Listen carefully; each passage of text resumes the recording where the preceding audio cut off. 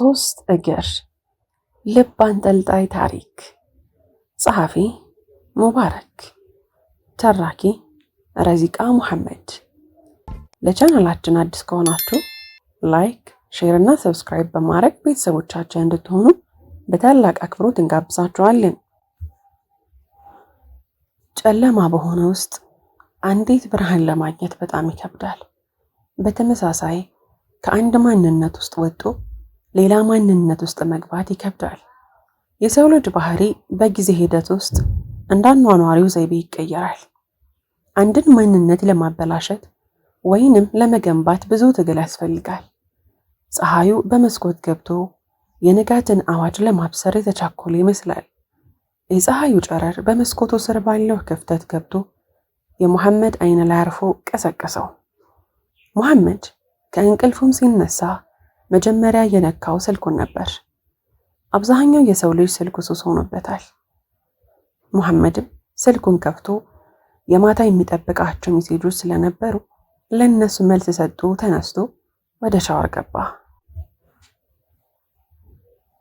በዚህ መሃል የሙሐመድ እናት ወይዘሮ ኸዲጃ በልጃቸው ስራ ተናደው ለመጨረሻ ጊዜ ሊቀሰቅሱት ወደ ሙሐመድ ክላስ መጡ። ሲመጡም ሙሐመድ ሻወር ገብቶ ስለነበረ እየተቆጡ ወደ ሳሎን ቤት ተመለሱ። ብዙ ሰዎች የሱብሂ ሰላት አይሰግዱም። ቢሰግዱም ለራሱ ሰዓቱ ካለፈ በኋላ ነው። የሚገርመው አንድ ዳኢ በምሳሌ ሲያስቀምጠው የሱብሂን ሰላት መስጊድ ሂዶ መስገድ ልክ እንደ ጦርነት ነው። ሙሐመድ ከሻወር ወጥቶ እንደነገሩ የሱብሂን ሰላት ጎንበስ ቀና ብሎ ሰገደ። ሙሐመድ ልክ ወደዚች ምድር የመጣው የዛሬ 20 ዓመት ነበር። ሙሐመድ ከወይዘሮ ኸዲጃ ሁሴንና ከአቶ አህመድ ጀማል የተወለደው ለቤተሰቡ የመጀመሪያ ልጅ ስለነበር በእጅጉኑ አማርጠው ነበር ያሳደጉት። አንዳንድ የሰፈር ልጆች ተቀምጠው ሲያወሩ እንዲህ እያሉ ሙድ ይዙበት ነበር። በልጅነቱ ልጆቹም እኛ ቤት ዳቦ ስንጠይቅ እርቡን ዱብ በል እንላለን፣ እናንተ ቤት ብቻ ሲቀር። የሙሐመድ ቤተሰቦች በሰፈሩና በከሚሴ ከተማ አሉ ከሚባሉ ስመጥር ሰዎች ናቸው። የሙሐመድ አባት አቶ አህመድ ለሰው ልጅ ሁሉ የሚሳሱ ሰው፣ አክባሪና መልካም ሰው ናቸው። ሙሐመድ የቤቱ ታላቅ ልጅ ሲሆን ከሱ በታች ታናሽ እህቱ ሰሚራ የምትባል እህት አለችው። ሙሐመድ የትምህርት ደረጃውና እድሜው ትንሽ ይለያያል። ይህም ሙሐመድ 12ኛ ክፍል በመሆኛው ሰዓት 10ኛ ክፍል ተማሪ ነው። ሙሐመድ አንዴ በራሱ አንዴ በቤተሰቡ አስገዳጅነት ሊደግም ችሏል። ሙሐመድ ለትምህርት ያለው አመለካከት በጣም የወረደ ነው። ትምህርት ብር ማግኘት ይመስለዋል። ይህ አመለካከት የሱ ብቻ ሳይሆን የብዙዎች ተማሪዎች አስተሳሰብ ነው። ትምህርት ብር ለማግኘት ብቻ ሳይሆን ዋናው ጥቅሙ አስተሳሰብንና አመለካከትን በእውቀት ለማዳበር ነው። ሙሐመድም ለትምህርት ያለው ጥላቻ ከቀን ወደ ቀን ሳይቀንስ እንዳውም ጨምሮ ዛሬ ላይ የ10ኛ ክፍል ተማሪ ነው። የ10ኛ ክፍልን ደረጃን አልፎ ወደ ቀጣዩ ክፍል የማለፍ ስነ ልቦና አብዛኛውን ተማሪ ጋር የለም። ብዙ ተማሪዎች የ10ኛ ክፍልን የማትሪክ ፈተና ሳይፈተኑ በራሳቸው ላይ የመውደቅን ወይንም አላልፍም በሚል ፍራቻ ተስፋ ይቆርጣሉ። ሙሐመድም ከእንደነዚህ አይነት ተማሪ ነው። ቤተሰቦቹ ለንባብ እንዲያጠና ሳይሰለቹ ቢመክሩትም እሱ ግን ለትምህርት ቦታ አልነበረውም። የሙሐመድ ፍላጎት እንደ አባቱ በሹፍርና ጀምሮ ታዋቂ ነጋዴ መሆን የሚፈልገው። የሙሐመድ አባት ልጃቸው እንደሱ እንዲሆን አይፈልጉም። በትምህርት ተምሮ በተለይ በእስላማዊ ዕውቀትን ጨምሮ ለውጥ ፈጣሪ እንዲሆን ነበር የሚፈልጉት። ቀናቶች ተደራርበው የማትሪክ ፈተና ደርሶ ተማሪዎች እየተፈተኑ ነው። ብዙ ተማሪዎች የመለያ ኮድ ተመሳሳይ እየፈለጉ እየሰሩ ነው። ሙሐመድ ግን ገና ከጅምሩ ተስፋ ቆርጧል። እንደማንም የማትሪክን ፈተና ጨርሷል። አንድ ሳላልፈው የማነሳው ጉዳይ ቢኖር ብዙ ጊዜ የማትሪክ የመጨረሻ ቀን የተለያዩ ተማሪዎች ከበር ወጣው ዩኒፎርማቸውን ይቀዳሉ። የሚገርም እኮ ነው። አጉል ስልጣኔ ከዚህ ይጀምራል። ሙሐመድ ትምህርት ስለተዘጋ ቤተሰቦቹን በተለያዩ ስራዎች እያገዘ ነው። በተለይም አባቱን የህንፃ መሳሪያ ስላላቸው ብዙውን ጊዜ እዛ ነበር የሚያሳልፈው። የማይነጋ ሌሊትና የማያልፍ መከራ የለም እንደሚባለው ሁሉ ክረምቱ አልቆ የመስከረም ፀሐይ ወጥቷል። ብዙ ተማሪዎች ከመስከረም ፀሐይ ጋር የማትሪክ ውጤታቸውን እንዳሰቡት አልመጣላቸውም። ከእነሱ መካከልም አንዱ መሐመድ ነበር። አብዛኛውን የትምህርት ቤቱ ተማሪ የማትሪክ ውጤት አልመጣላቸውም። መሐመድ ማትሪክ በመውደቁ ምንም አልተሰማውም። እንደውም ሳይደሰት አልቀረም መሰል። የመሐመድ ቤተሰቦች ተናደው በግል እናስተምርሃለን ብለውት ነበር። መሐመድ ግን ያላሰበው ነገር ስለነበረ በጭራሽ አልማርም በሚል ተከራከራቸው። መሐመድ ሰሞኑን አባቱን የሆነ ነገር ለመጠየቅ ፈልጓል። የጎረቤት ልጅ፣ የሰፈሩ ልጅ፣ አብሮ ሲማሩ የነበሩት አሊ የሚባል ልጅ ባጃጅ ስለተገዛለት እሱም ለመጠየቅ ወስኗል። በነገራችን ላይ ባጃጅ የሰፈር መታወቂያ ሆኗል ማለት ይቻላል። አብዛኛው ሰው እገል ያለው የሚል አስተሳሰብ ይገዛሉ። መሐመድ አንድ ቀን ከኢሻ ሰላት በኋላ ራት እየበሉ አባቱን እንዲህ ሲል ጠየቀው። አባቴ፣ እኔ አድጌያለሁ፣ ደግሞ ማትሪክን ወድቄያለሁ። የሰፈር ጓደኞችም ስራ ጀምረዋል። እናም ስራ መጀመር እፈልጋለሁ። ባጃጅ ገዝቼ ሹፌር ልሆን ብሎ ጠየቀው። የመሐመድ አባት አህመድ በልጃቸው ንግግር ሁለት አይነት ስሜት ተሰማቸው። የመጀመሪያው ልጃቸው አድጎ ለስራ ማሰብ ደስ ቢላቸው፣ በሌላ በኩል የመረጠው የስራ መስክ እርሳቸው ካሰቡት አይነት የስራ አይነት ተቃራኒ ነበር። ጋሽ አህመድ ልጃቸው የባጃጅ ሾፌር እንዲሆን ፈጽሞ አልፈለጉም። ለምን ቢባል የባጃጅ ስራ ከጥቅሙ ጉዳቱ ስለሚበልጥ። ጋሽ አህመድ የልጃቸውን ሐሳብ ከሰሙ በኋላ ያነሳው ሐሳብ ጥሩ ነው እያለ የመረጥከው ስራ ግን ጥሩ አይደለም እያሉ የአባትነት ምክርን ሐሳባቸውን አቀረቡ።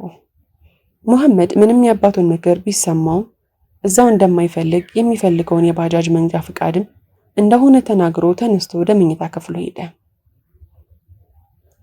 መሐመድ ሰሞኑን በቤተሰብ ውስጥ እንደ ማኩረፍ አይነት ባህሪ ያሳይቷል። መሐመድ ሰሞኑን የሚያስባቸው ነገሮች ሁሉ ጥሩ አይደሉም። አፍላ ዕድሜው ብዙ ያሳያል እንደሚባለው መሐመድ የመጨረሻ ሐሳብ ላይ ደርሷል። ዘውትር የቁርስ ሰዓት ደርሶ የመሐመድ ቤተሰቦች ቁርስ በልተው እንደጨረሱ የመሐመድ አባት ጋሽ አህመድ ወደ ስራ ቦታ ሊሄዱ ሲሉ መሐመድ የግቢው መጨረሻ በር ላይ እየጠበቃቸው ነበር።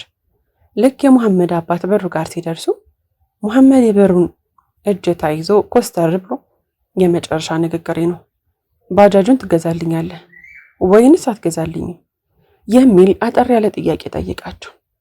ጋሽ አህመድም ተናደው በልጃቸው ስራ በጥፊ መተው መሬት ላይ ጣሉት። የመሐመድ እናት ወይዘሮ ኸዲጃ ድርጊቱን ትከታተል ስለነበር ልጄ ልትገለው ነው እንዲህ እያሉ ወደ በሩ መጡ። ጋሽ አህመድም ሳያስቡት ስለነበረ በሩን ከፍተው ሄዱ። መሐመድም ከወደቀበት ተነስቶ ወደ ቤቱ ገብቶ ሻወር ሊወስድ ገባ። በዚህ መሃል ወይዘሮ ኸዲጃ ወደ መሐመድ ክላስ ሁኔታውን ለማየት እየመጡ ነበር። ሻወር መግባቱን ሲያውቁ ተመልሰው ጎረቤት የሆነ ጉዳይ ስለነበረ ሄዱ። መሐመድ ሰሞኑን እያሰበ የነበረው ከቤት መጥፋት ስለነበረ ከሻወር እንደወጣ ከቤት 1000 ብር የሚሆን ይዞ ከቤት ሰው አለመኖሩን ሲያረጋግጥ ወጥቶ ሄደ። መሐመድ ተናዶ ስለነበረ መንገዱን ምንጊዜ እንደጨረሰው የሚሄድበትን ሳያውቅ የከሚሴ መናኸሪያ ደረሰ። እዛም እንደደረሰ የቤት ልጅ መሆኑ ያስታውቃል። ለረጅም ሰዓት ቆሞ ቀረ። በደመ ነፍስ ስለነበረ ከቤት የወጣው የትኛውን መኪና ተሳፍሮ ወደ አንዱ ሀገር እንደሚሄድ አውቅ። በዚህ መሃል አንድ ያላሰበው ነገር ተፈጠረ። ከመሐመድ ጀርባ አንድ ሰው መሐመድ ሲል አስደነገጠው። መሐመድ ከገባበት ሐሳብ ከሄደበት ዓለም መለሰው። ከወደ ጀርባው የጠራውን ሰው ለመመልከት ዘወር ሲል የአባቱ ጓደኛ አቶ ከድር ነበሩ።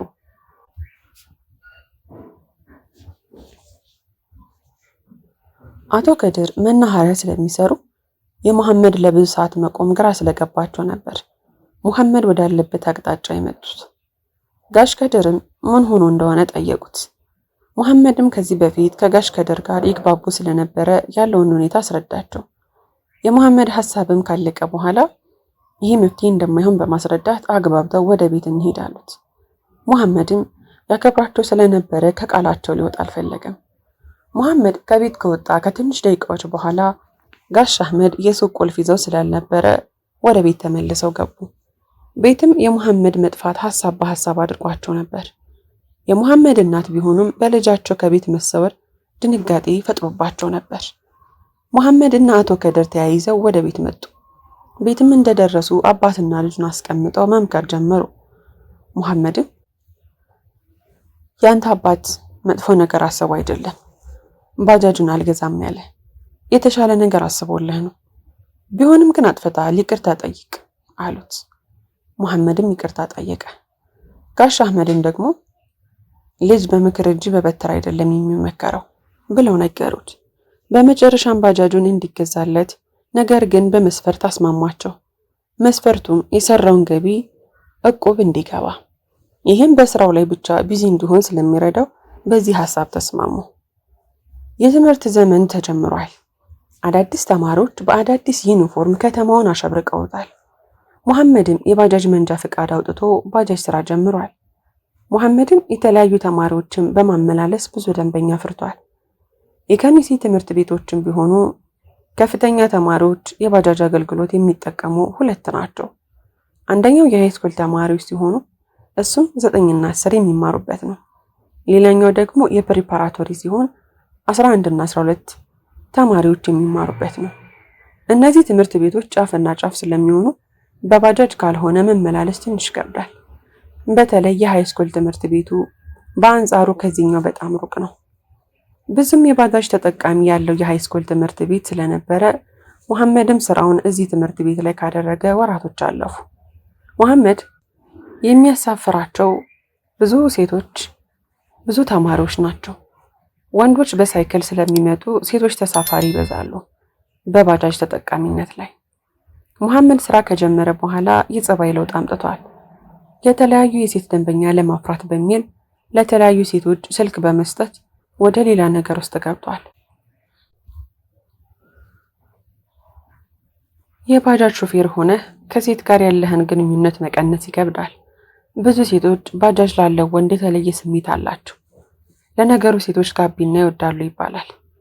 በሙሐመድ የጸባይ ለውጥ ቤተሰቡም ግራ ቢጋባ እንዲህ ሴቶች ጋር መጥፎ ስራ ይሰራል ብለው አያስቡም። ሙሐመድ ከተለያዩ ሴቶች ጋር ፍቅር በሚል አጉል ስሌት መጨረሻው ዚና በተባለ አስከፊ ወንጀል ከገባ በጣም ቆይቷል። ብዙ ሴቶች ለባጃጅ ሾፌር ልባቸውን ሰጥተዋል። የብዙ ሴቶች ህይወት የሚበላሸውም ከባጃጅ ተሳፋሪነት ይጀምራል። ባጃጅ ውስጥ የሚሰራውን ስራ ተከታትሎ ለሚመለከተው አንድ ትልቅ ሆቴል የሚሰራ ስራ ይሰራሉ። አንዳንዱን ባጃጅ ለተመለከተ በኤርጎ ቤት እንጂ የህዝብ ማመላለሻ አይመስልም። ሙሐመድም ሰሞኑን አንዲት ልጅ ላይ አይኑ አርፏል። ልጅቱም የምትማረው እዛው ሃይስኩል ትምህርት ቤት ነው። 10ኛ ክፍል ስትሆን ስሟም ሀሊማ ይባላል። ስለ ሀሊማ ሙሉ መረጃውን የሰጡት እዛው እና ሀሊማ ክላስ ያሉ ሴቶች ናቸው። አንድ ቀን አብረው ሲሄዱ አግኝቷቸው በባጃጅ አሳፍሯቸው ስለነበረ በዚህ ነው ሀሊማን ያወቃት። ሀሊማ ረዘም ያለች ቀላ ያለች የደስደስ ያላት ስትስቅ የሰው ልብ የምትገባ ስታለቅስ አብራት የምታለቅስ ድንቅ ልጅ ናት። የሀሊማን ጓደኞች ሙሐመድ ስለሚግባባቸው እንዲያግባቡት እንዲያስተዋወቁት ቢለምናቸው ነገር ግን እሷ ለወንድ ልጅ ፊት እንደማትሰጥ አስረግጠው ነገሩት። ቢሆንም ግን ሙሐመድ ተስፋ አልቆረጠም ነበር። እንደውም የተሻለ ሐሳብ መጥቶለታል። ሙሐመድ ሰሞኑን የመጣለት ሐሳብ በራሱ መንገድ መሄድ ነው። እሱም የተለያዩ አማራጮችን አዘጋጅቷል። የመጀመሪያው አሁን ያሰበው ለሀሊማ ጥሩ ሰው ሆኖ መቅረብ፣ የተለያዩ ነፃ የባጃጅ አገልግሎቶችን በመስጠት የመጀመሪያ መንገድን አድርጎ መጀመር። ሀሊማ በትምህርቷ ላይ መካከለኛ ነች። በሃይማኖት ደረጃም ትንሽ ሞክራለች።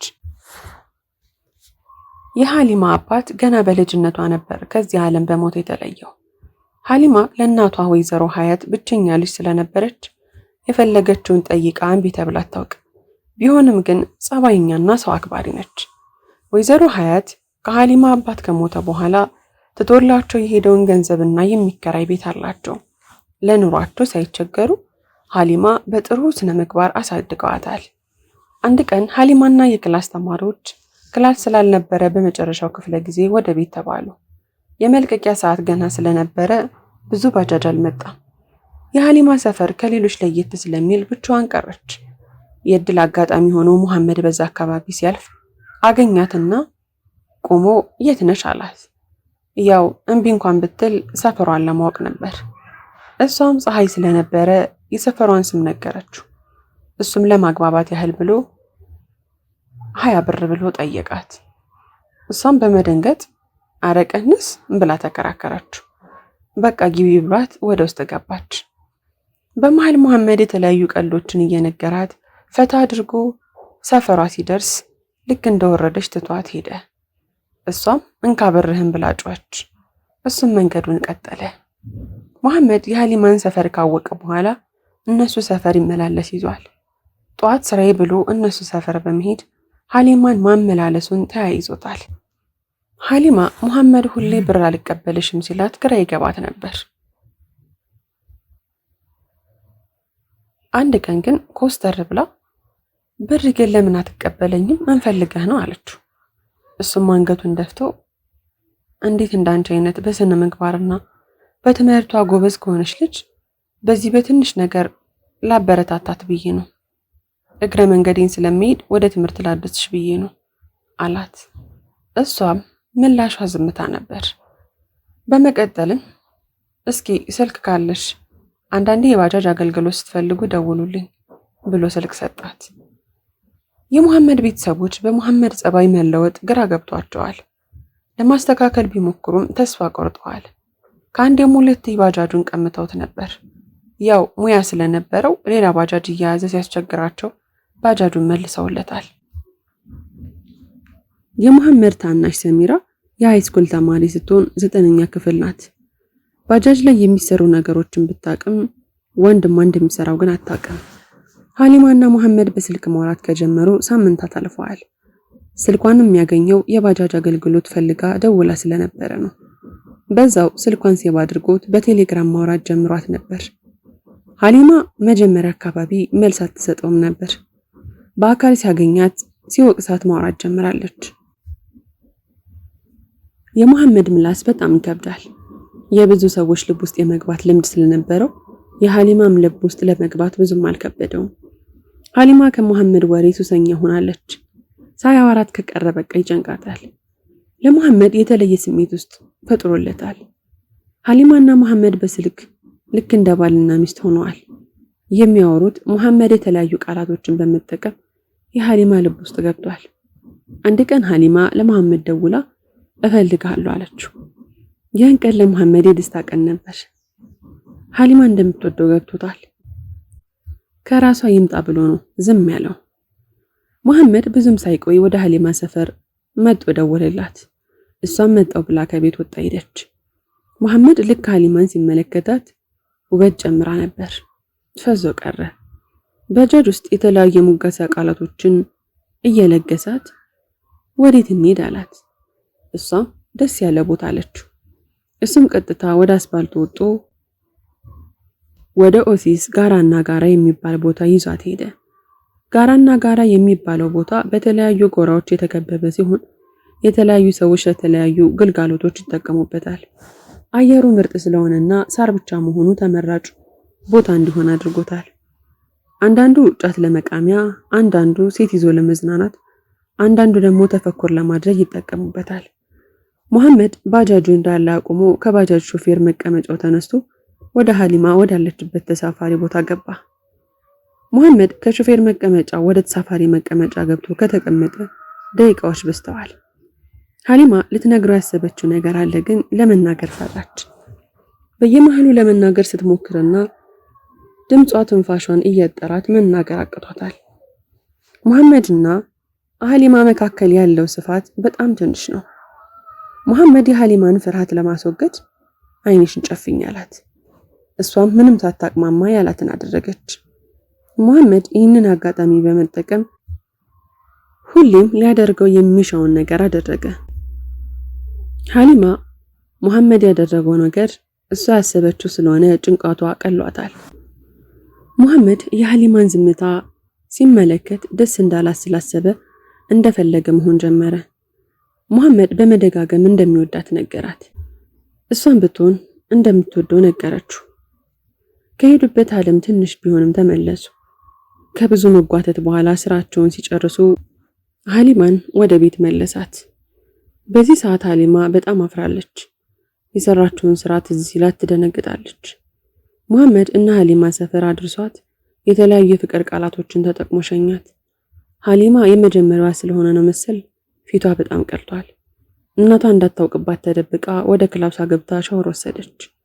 ሻወር ከወሰደች በኋላ ገላዋን ታጥባ መተኛት ጀመረች። የዛሬውን ውሎ እናቷ ቢሰሙ ምን እንደሚሉ ስታስብ ትደነግጣለች። በዚህ መሃል ደግሞ ወደፊት እኮ ገባሻለሁ ብሎኛል፣ ችግር የለውም በማለት ሁለት አይነት ሐሳብ ይመላለስባታል። ሙሐመድ የዛሬውን ውሎ ደስ ቢለውም ይሄ ወደ ዋናው እቅዱ መንደርደሪያ እንጂ በሱ ቤት ስኬት አልመሰለውም። ብቻ ለወደፊት የእቅዱ ማሳኪያ እንደሚሆን ተስፋ አድርጓል። ሙሐመድና ሀሊማ ተገናኝተው መጥፎ ነገርን ካደረጉ በኋላ ይህንኑ ስራ በተደጋጋሚ ሰርተውታል። ትምህርት እያለች እየወጣች የዘውትር ስራ አድርገውታል። ሙሐመድ በዚህ ብቻ አልበቃው። አንድ ቀን ለሀሊማ ከትምህርት ቤት እየመለሳት እያለ እንዲህ ሲል ጠየቃት። አንድ ቀን ለምን ወጣ ብለን አንዝናና አላት። ሀሊማ በድንጋጤ አረ ቤት ማሳመን አልችልም፣ በዛ ላይ እፈራለሁ አለችው። ሙሐመድ ተናዶ ባጃጁን አቁሞ ለማስረዳት ሞከረ። ሀሊማ ግን እሺ ልትል አልቻለችም። ሙሐመድ የተለያዩ ሐሳቦችን በማቅረብ ለእነሱም መፍትሄ ለማምጣት እየሞከረ አስረዳት። ሀሊማም በመጨረሻ ልታስብበት እንደፈለገች ነገረችው። ሙሐመድ ሀሊማን ወጣ ብሎ እንዲዝናኑ መጨቅጨቅ ከያዘ ቆይቷል። ሀሊማም ብትሆን ሙሐመድ ጋር ለመዝናናት ፍቃደኛ ነበረች። የፈራችውን ግን እናቷን በምን እንደምታስረዳት ነበር። ሙሐመድ የሀሊማን ሐሳብ ተረድቶ ለጭንቋ ከሆነ ሐሳብ አካፈላት። የጓደኛዬ ሰርግ አለ ብለሽ በጧት ትወጫለሽ። ሀሊማ በሙሐመድ ሐሳብ ተስማምታ ለእናቷ ልትናገር ወሰነች። አንድ ቀን የሀሊማ እናት ወይዘሮ ሀያት ከልጃቸው ጋር ለተቅዳሜ ከሰዓት ተቀምጠው እያወሩ ያለ ሀሊማ በመሃል ነገ እሁድ የጓደኛዬ ሰርግ ስላለ ሰርጉ ደግሞ ሌላ ሀገር ነውና ከጓደኞቼ ጋር ልሄድ ነው ብላ አስፈቀደቻት። ወይዘሮ ሀያትም ብዙም ሳያካብዱ ትንሽ ጥያቄ ጠይቀው ለዛ መልስ ስትመልስላቸው እሺ ብቻ እንዳታመሽ ብለው ፈቀዱላት። ሀሊማ ደስ አላት። ወዲያውኑ ለሙሐመድ ደውላ ሁሉን ነገር አስረዳችሁ። እሱም ነገ ጧት እንደሚመጣ ነግሯት ስልኩ ተዘጋ። የዛሬው ሌሊት ለሀሊማ የዓመታት ያክል ነበር። አልነጋ ብሏት ተቸግራ ነበር ያደረችው። ገና ፀሐዩ በትክክል ሳይወጣ ሀሊማ ዘንጣ ከፀሐዩ ጋር ፈክታለች። ወይዘሮ ሀያት የልጃቸው ነገር ሁሉም ነገሯ ባያምራቸውም ምንም አልጠረጠሩም ነበር። ሀሊማ ሙሉ ዝግጅቷን ጨርሳ የሙሐመድን ስልክ እየጠበቀች ነው። ሙሐመድ ብዙም ሳይቆይ ደውሎ እንድትወጣ ነገራት። ሀሊማም እናቷን ተሰናብታ እንዳማረባት ወደ ሙሐመድ ገሰገሰች። እዛው አካባቢ ስለነበረ ባጃጁን ያቆመው ተገናኙ። ልክ ባጃጅ ውስጥ እንደገባች የዘውትር የፍቅር ቃላቶችን ተጠቅሞ ፈገግ አስባላት።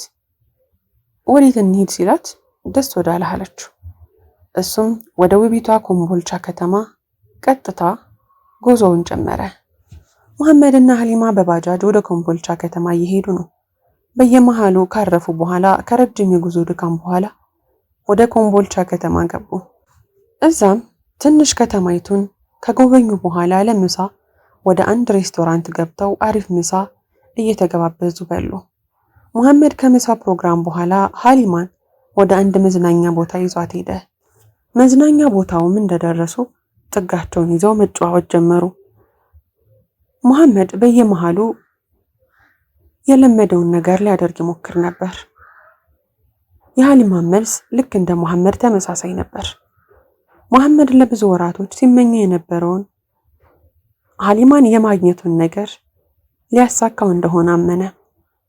ሀሊማ ለመቃወም እየሞከረች ቢሆንም ስሜቷንና ሙሐመድን ግን መቋቋም አልቻለችም። በስተመጨረሻም ክብሯንና ሴትነቷን ለሙሐመድ አሳልፋ አስረከበችው። ከብዙ ቆይታ በኋላ ሀሊማ ከሄደችበት ስትነቃ የሰራችው ነገር አስደንግጧት ራሷን አገኘችው። ሙሐመድ የሚተዋት እየመሰላት ተጨነቀች። ጭንቀትና ሐሳቧን ለማርገብም ሙሐመድ አትተወኝም አይደል የሚል ጥያቄን ጠየቀችው። ሙሐመድም አረ የምን መተው፣ ሰሞኑን ሽማግሌ ልካለሁ ብሎ ሩቅ አስመኛት። ሀሊማ በሙሐመድ ምላሽ በመደሰት ያንን አስቀያሚ ስራ ደጋገሙት። ሙሐመድና ሀሊማ እዛው መዝናኛ ቤት ሻወር ወስደው ቀጥታ ወደ ከሚሴ ተመለሱ። ሙሐመድ ሀሊማን ወደ ሰፈሯ አድርሷት ተመለሰ። ሀሊማ ውጭ ላይ ማንም እንደሌለ ስታውቅ ወደ ቤት ገብታ ልብሷን መቀየር ጀመረች። ወይዘሮ ሀያት ሰፈር እድር ስለነበረ ቤት አልነበሩም። ሀሊማ ዛሬ የሰራችው ስራ ሳይጸጽታት አልቀረም። አልጋዋ ላይ ተቀምጣ የእናቷን ፊት ትዝ ሲላት እንባዋ ጠብ ጠብ ይላል። የእናቷ የዘመናት ድካም ዛሬ ከንቱ ሆነ። ያቺ የቤት ልጅ ዛሬ ጉድ ተሰራች። ሀሊማ ሙሐመድ እንደሚያገባት ተስፋ አድርጋለች። ቢሆንም ግን ገና ለወደፊት ስለሆነ በጣም ተጨነቀች። ሙሐመድ ግን የዛሬውን አስደሳቹን ቀን ያሳለፈውን ነገር ውሎውንና ሁሉን ነገር ለመሰሎቹ የባጃጅ ሾፌሮች እየተረከ እነሱም ይስቃሉ። ከእነሱ መሃል አንዱ እንዲህ አለ። እኔ እስካሁን ድረስ የ25 ሴቶችን ድንግል ወስጃለሁ። ነገር ግን አሁንም ቢሆን ድንግል ካልሆነች ሴት አላገባ ብሎ ይፎክር ጀመር። አንዳንዴ ማፈር የሚባለው ነገር ከብዙ ሰዎች ላይ ተነስቷል። ሀያ፣ ሀፍረትና መሰል ነገሮች ለሰው ልጅ መሰረታዊ ነገሮች ናቸው። ሰው እንደዚህ ትልቅ ወንጀል ሰርቶ መመጻደቅ፣ እንደ ትልቅ ነገር ማውራት ለሚያስብ ሰው ይከብዳል። ሀሊማ የሙሐመድን ስልክ በተደጋጋሚ ለመደወል ብትፈልግም ስልኩ አይሰራም። ከስንት ልፋት በኋላ የሙሐመድ ስልክ ጠራ። ቢሆንም ግን የሚያነሳው አልነበረም። ከትንሽ ደቂቃ በኋላ ለሀሊማ እንዲህ የሚል አጭር መልእክት ደረሳት። ሀሊማ ከሙሐመድ የደረሳት አጭር መልእክት ከምሩን ይሁን ቀልዱን ግራ እየገባት ተመለከተችው። ለሀሊማ የደረሳት መልእክት ሁለተኛ እንዳትደውይ አልፈልግሽም የሚል መልስ ነበር። ሀሊማ ባለችበት ደርቃ ቀረች። እየቀለደ መሆን አለበት ብላ ድጋሚ ደወለችለት። ስልኩን ግን አንስቶ የመጨረሻ ሰደባት። ሀሊማ በሙሐመድ መልስ ልቧ ተሰብሮ እያለቀሰች ነው። ጊዜው ካለፈ በፍቅር ጨዋታ በሚባል አጉል ስሜት ሁሉን ነገር ማጣቷ የስብራት ስብራት ደረሰባት። ሀሊማ ለወደፊት ሁሉን ነገር በማሰብ የሰጠችው ሰውዬ ዛሬዋንና ነገዋን አጨለመባት። ሀሊማ ራሷን በጣም ጠልታለች። ያቺ የቤት ልጅ የእናቷን አይን ዛሬ በሆነ መንገድ ለወንድ ብላ ወድቃ እረግሳለች። ሀሊማ ጊዜያቶች ቢያልፉም ካለችበት ሁኔታ ልትወጣ አልቻለችም። በዚህ የተነሳ እናቷ ጋር ተጣልታለች። ወይዘሮ ሀያትም የልጃቸው ጸባይ ግራ ሲያጋባቸው ከሐኪም ቤት እስከ መስጅድ በመመላለስ ቁርአንና መድኃኒት ለማግኘት ቢሞክሩ ምንም መፍትሄ ሊያገኙ ግን አልቻሉም። ሀሊማ ትምህርቷን አቆማለች። ሁሉ ነገሯን አጣለች። ምግብ አትበላም። ያቺ ሲያያት የምታምር ልጅ ዛሬ መልኳ ጠፍቶ ያልጋ ቁራኛ ሆናለች። ሙሐመድ ከሀሊማ ጋር ግንኙነት በኋላ ሌሎች ሴቶችን ማደን ጀምሯል። ብዙዎቹ ጋር ተሳክቶለታል። የትምህርት ዘመን አልቆ የክረምቱ ጊዜ ገብቷል። የተለያዩ ተማሪዎች ቤተሰብ ጥየቃ ሄደዋል። አንዳንድ ሴቶችም አግብተዋል። ሰሞኑን የሙሐመድ እህት ሰሚራ ሰርጓ ስለደረሰ ሙሐመድ በተለያዩ ጉዳዮች ተወጥሮ ታች ላይ እያለ ነው። የሙሐመድ ቤተሰቦች ልክ እንደ ሙሐመድ ሁሉ እህቱም ላይ ተስፋ ስለሌላቸው ለመዳር ወስነው ነው። የሰሚራ ባል የትልቅ መኪና ሾፌር ባለቤት ሲሆን አሊ ይባላል። አሊ ቀልድ የማያቆም ነገረኛ ነው። አሊ ሰሚራን አውቋት ሳይሆን በቤተሰብና በትውውቅ ሊድሩ ስለፈለጉ ከቤተሰቡ ምርጫ አልወጣም ብሎ ነው። የሰሚራ ሰርግ ዛሬ ነው። ሙሐመድ እንደ ታላቅ ወንድም በምርጥ ሰርግ ድሮታል። ወደ ሰርገኛው ቤት ሙሽሮች መጥተው ሰሚራን ይዘዋት ሄዱ። አሊ ሰሚራን ይዞ ወደ ቤቱ ነግዷል። የባልና የሚስት መኝታ ደርሶ ወደ ክፍላቸው ገቡ። ሰሚራ ፍርሃት ፍርሃት ብሏታል። አሊ ተጫዋች ባይሆን ሚስትን ለማሳቅ እየሞከረ ነው። ሰሚራ ግን በጣም ደንግጣለች። በዚህ ሰዓት አሊ ግራ ተጋባ። ቢሆንም አሊ ድፍረት አምጥቶ ሰሚራን መገናኘት ጀመረ። ነገር ግን የጠበቀው ነገር ካሰበው በተቃራኒ ነበር። ሰሚራ ከዚህ በፊት ወንድ እንደምታውቅ አወቀ። በዚህ መሃል ተስፈንጥሮ ካልጋው እየተነሳ ልብሱን ለባብሶ ሰሚራን መሳደብ ጀመረ። ጩኸቱን የሰሙት የቤተሰብ አካላት ብዙ እንግዳ ስለነበረ እንዳይሰሙ በመፍራት ቶሎ ገብተው ምን ተፈጥሮ እንደሆነ ጠየቁ። ሲገቡም አሊ ሰሚራን ሊገላት አንቋት ነበር። የአሊም አባት ልጃቸውን ይዘው ወደ መኝታ ቤታቸው ይዘውት ገቡ። አሊ ከተረጋጋ በኋላ የሰሚራን ጉድ ለቤተሰቡ ነገራቸው። የአሊም አባት አሊን አረጋግተው በሁኔታው በመደናገጥ ዝም አሉ። አሊ ንዴቱ ተመልሶበት አሁኑኑ ከዚህ ቤት ላስወጣት ብሎ ተነሳ። የአሊም አባት በመቆጣት ጧት ሽማግሌ ልከን ልጃቸውን እንመልሳለን አሉት። አሊም በዚህ በመስማማት ምሽቱ አለፈ። ሰሚራ የዛሬዋ ሌሊት መፈጠሯን ያማረረችበት አስጨናቂ ሌሊት ነበር። እንዴትስ እንቅልፍ ይወስዳት ይሆን? እንደ ጨዋታ ፍቅር ብላ የሰራችው ወንጀል ኑሯን ሁሉ ነገሯን አበላሸባት። ፀሐይ ወጡ ሽማግሌዎች ተጠርተው ያለውን ነገር ተነግሯቸው በስምምነት የሚያውቁት ነገር ልጃቸው ልጃገረድ እንደነበረች ነበር። ነገር ግን እሷ ባለጌ ነች በማለት አሊ ለሽማግሌዎች በማስረዳት ተናገረ። የአሊም አባት ከዚህ የተለየ ሐሳብ የለኝም፣ ልጅቷን እዛው መልሱልን ብለው ተናገሩ። ሽማግሌዎቹም በሐሳቡ ተስማምተው ሰሚራን ይዘው ወደ ቤታቸው ሄዱ። የሰሚራ ቤተሰቦች የሰርጉን ዕቃ በመመለስ ላይ ነበሩ። ሙሐመድ ባጃጁን ይዞ ይሄዳል። ሽማግሌዎቹ እነ ሰሚራ ቤት ደረሱ። የሰሚራ አባት ልጁን ሲመለከታት በጣም ደነገጠ። መደንገጡን የተረዳችው ልጅ ፈራች። ሽማግሌዎቹም ወደ ውስጥ በመግባት ያለውን ነገር ለአባቷ ሲናገሩ የሰሚራ አባት ማመን አቅቷቸው በቆሙበት ወደቁ። የሰሚራ አባት አቶ አህመድ በሰሙት ነገር ተደናግጠው ወድቀዋል። ወይዘሮ ኸዲጃም ቢሆኑ በሰሙት ነገርና በሚሆነው ነገር እጅጉን ተደናግጠዋል። በአንድ በኩል ልጃቸው በሰራችው ስራ፣ በሌላ በኩል የአቶ አህመድ ራሱን ስቶ መውደቅ። የነ መሐመድ ቤት በቅጽበት በሰዎች ተሞላ። ቤት የመጡ ሰዎች ወይዘሮ ኸዲጃን የእሳቸውን ጩኸት ሰምተው ነበር የመጡት። አቶ አህመድን የሰፈር ሰዎች ወደ ሐኪም ቤት ይዘውት ሄዱ። መሐመድ የሰርጉን ዕቃ ሊመልስ ሄዶ ስለነበር ወደ ቤት ሲመለስ የሰማውን ነገር ሊያምን አልቻለም። የሐኪም ቤቱን አድራሻ ጠይቆ ሄደ።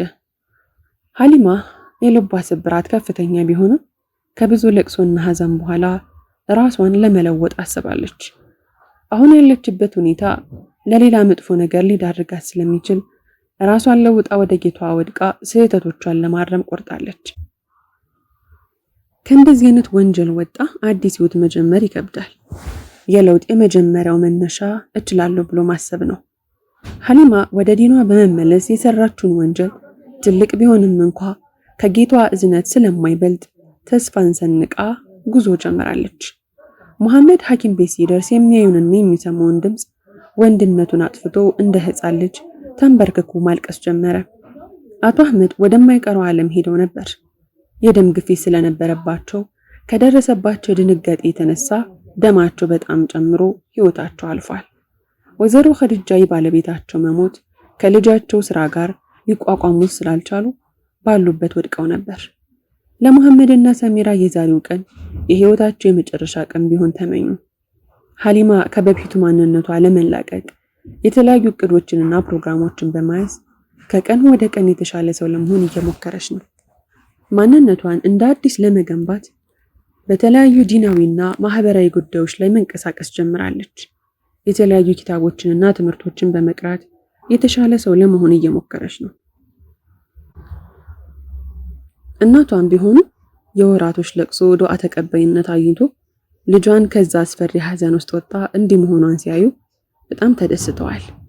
የመሐመድ ቤተሰብ ባላሰቡት መንገድ ህይወታቸው ምስቅልቅል ወጥቷል።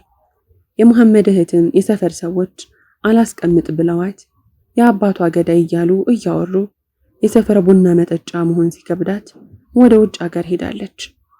የመሐመድ እናትም ከደረሰባቸው ስነ ልቦናዊ ቀውስ ከእድሜም ጋር ተያይዞ የበፊት ጤንነታቸው ጠፍቶ ያልጋ ቁራኛ ሆነዋል።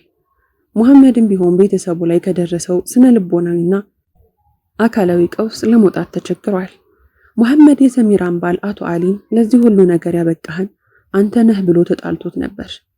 ያው አሊም ልኩን ሲያስገባው አርፎ ተቀመጠ። የሰው ልጅ ሲባል የራሱን ጥፋት ወደ ሌሎች ላይ ነው ማላከክ የሚወደው። የሰሚራንም ድንግልናዋን ወስዶ ለዚህ ህይወት ያበቃትን ልጅ ፈልጎ ለምን በእህቱ ህይወት እየቀለደ እንደነበረ ሊጠይቀው ነበር። እንዳለውም አደረገው። ልጁ ግን ልክ እንደ መሐመድ የባጃጅ ሹፌር ስለነበር ቀለል አድርጎ አታካብድ፣ አንተ የሰራኸውን በሌሎች ሴቶች ላይ ነው እኔም የሰራሁት አለው። መሐመድ በልጁ መልስ ቢናደድም እሱም ስራው ስለነበረ ደንግጦ ተመለሰ። ሀሊማ ከቀድሞ ማንነቷ ወጣ የተሻለ ህይወት መኖር ከጀመረች ቆይታለች። ሀሊማ ያቋረጠችውን ትምህርት ጀምራለች። ሀሊማ ከብዙ አቅጣጫ የትዳር ጥያቄ ቢቀርብላትም ለመቀበል ፈቃደኛ አይደለችም። እንደ አንድ ምክንያት የምታቀርበው ወንድ ሁሉ ልክ እንደ መሐመድ እየመሰላት ለማመን ተቸግራለች። የትዳር ጥያቄ ካቀረቡላት ወንዶች መካከል መስጊድ ስትመላለስ ያያት አሊ ነበር። አሊ መልካም ባህሪ ያለው የሰው ችግር የሚገባው ከዘመናችን የሰው ልጅ ከጠፋበት ስብዕና መካከል ብዙውን እሱ ጋር ታገኛለህ። መሐመድ አባቱ ከሞተ በኋላ ህይወቱ በብስጭትና በመከራ የተሞላ ሆኗል። ወይዘሮ ኸዲጃ የልጃቸው ስራ ሁሌ ትዝ ሲላቸው መሐመድን ማን እንደሆነ የልጃቸውን ህይወት ያበላሸውን ሰው ለማወቅ ደጋግሞ መሐመድን ጠይቀውት መሐመድ ግን ሁሌም አላውቅም ይላቸው ነበር። ለሀሊማ የትዳር ጥያቄ አቅርበው ብዙ ሰዎች ተስፋ ቆርጠዋል፣ አሊ ብቻ ሲቀር። አሊ ሀሊማን ለማግባት ያልፈለገችበትን ምክንያት ለማወቅ በጣም ፈልጓል። በተለያዩ ጓደኞቹ ችግሩን ቢጠይቅም የሀሊማ ሚስጥር ድብቅ ስለነበረ ማንም ሊያውቅ አልቻለም። አሊ በራሱ መንገድ የተደበቀውን ሚስጥር ለማወቅ ወስኗል። አንድ ቀን ሀሊማ ከመስጅድ ስትመለስ አሊ መስጅድ ዳር ቆሞ ጠበቃት። ሀሊማ የትዳር ጥያቄ ጠይቆ እናም ከመስጅድ ስትወጣ ሁሌ ቆሞ ስለሚከታተላት ዛሬ መንገድ ላይ ቆሞ ሲጠብቃት ስታየው ደነገጠች። አሊ የሀሊማን መደንገጥ ተረድቶ ወደ ቤት ለመመለስ ፈልጎ ነበር። እንደምንም ግን ያለውን ፍርሃቱን ትቶ ወደ ሀሊማ ቀና። እዛም እንደደረሰ ሰላምታ ከሰጣት በኋላ ለሆነ ጉዳይ ፈልግሽ ነበር፣ ሰዓት ካለሽ ብሎ ጠየቃት። እሷ ምንም ሳትፈራ ምንም የምናወራበት ጉዳይ የለም ብላ መንገዱን ዘጋችበት። አሊ በሀሊማ ንግግር ደስ ብሎታል፣ ለመጀመሪያ ጊዜ ድምጿን ስለሰማው። አሊ በተከታታይ ቀናቶች መንገድ ላይ ቆሞ ሊያወራት እንደሚፈልግ ለቁም ነገር እንደሚፈልጋት ቢነግራትም እሷ ግን ቦታ አልነበራትም። አንድ ቀን ሀሊማ ከመስጅድ ስትመለስ አሊ መንገድ ላይ ጠብቆ የመጨረሻ እድል ለመሞከር ቆሞ አገኘችው። ሀሊማ በዚህ ልጅ ጽናት ተገረመች። አሊ ወደ ሀሊማ ቀርቦ ሲያወራት ሀሊማ እንደምንም ራሷን አሸንፋ ነገ 2 ሰዓት ላይ የሆነ ካፌ ብላ ቀጠረችው። አሊ የዛሬውን ቀን ጌታውን አመስግኖ ለነገውም እንዲሳካለት ዱዓ አደረገ። ሀሊማ በበኩሏ ስለ ትዳር ይጠይቀኛል ብላ ስለገመተች የሆነ አቅም ሊይዘኝ ይገባል በማለት በሐሳብ ሄዳለች። ሀሊማ እውነቱን ተናግሬ ከዚህ በኋላ የመሸበት ማደር ነው ብላ ከዚህ በኋላ ለትዳር የሚጠይቀኝን ወንድ ታሪኳን ለመናገር ወስናለች። ሰዓቱ 2 ሰዓት ሆኗል። አሊ ቀድሞ የቀጠሮ ቦታ ደርሶ ነበር።